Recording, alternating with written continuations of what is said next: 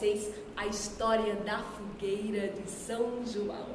Diz o povo que Maria, a mãe de Jesus, era muito amiga de Isabel. Elas moravam assim, perto longe. Era perto porque dava para ver a casa uma da outra, mas era longe porque tinha que andar a pé mais de 1 hora para sair da casa de uma e chegar até a casa da outra. Pois bem, aconteceu que Isabel estava esperando um filho. Sua barriga estava assim bem grandona e Maria queria muito ajudar quando o neném nascesse.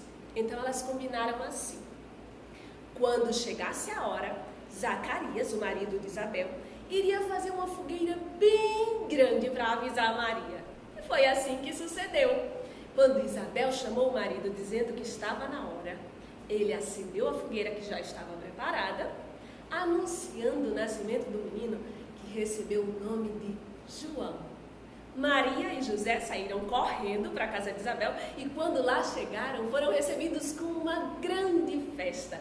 Tinha canjica, pamonha e muito milho assado também. E em volta da fogueira eles dançaram uma quadrilha bem animada. Sanfoneiro, puxa o fole!